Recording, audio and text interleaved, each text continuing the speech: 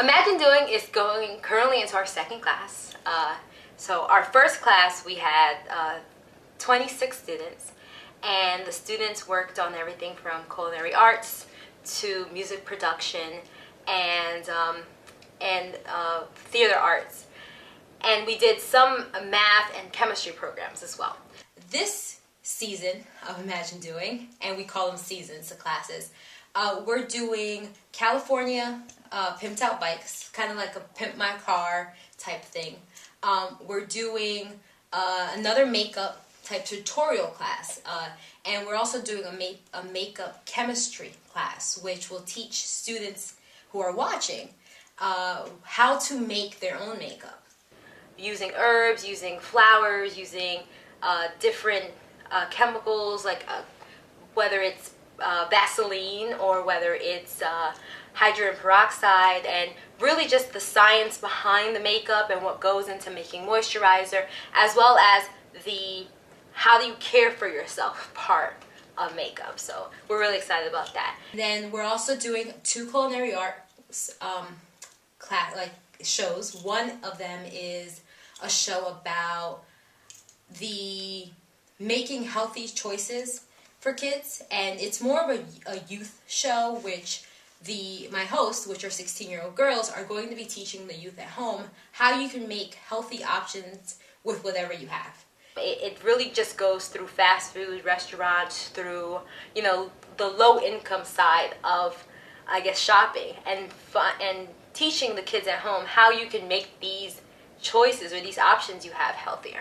So I'm really excited about bringing the health conscious into that. The other side of the culinary art class is we're going to be doing a build it yourself, which is kind of like how do you build your own at-home garden, and how you can make your own herbs, how you can cook with your own herbs, and how you can kind of grow your own fruits and produce and really just build a community around that. So that's the other side of it. And we're going to be going down to a lot of the 5-star restaurants, not only here in New Jersey, but also in New York City, like the Spice Market.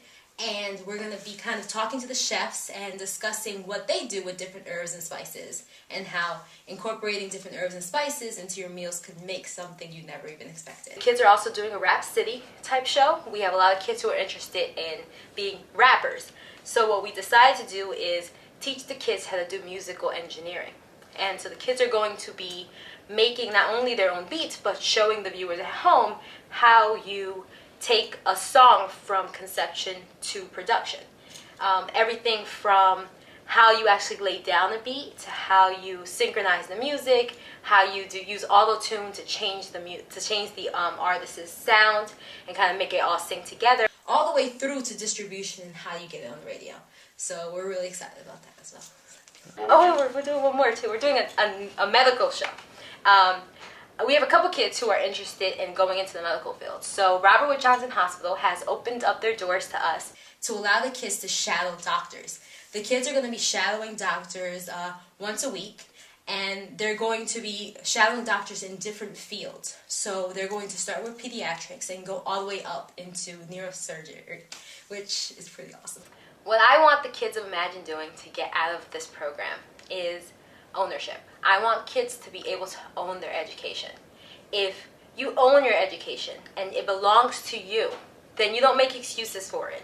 You don't blame it on anyone else. You don't just follow what everyone else is doing, because it's personal to you. And because it's personal to you, you believe that the steps that you take will make it better. And that's the type of ownership that will take our society to a new sense of innovation. It's what's going to make our kids be able to adapt to a world that we can't even tell them where it's going. And it really creates thinkers and not followers, not kids who just believe that the answer's in the back of the book. It's kids who use creativity to solve problems, kids who could think through a solution and solve what's in front of them without actually waiting for someone to tell them the answer. And I hope it not only creates that, but also, I don't want to use the word leader because I think it's become so cliche. Oh, what's a leader? It's a thinker. I hope that this program creates thinkers.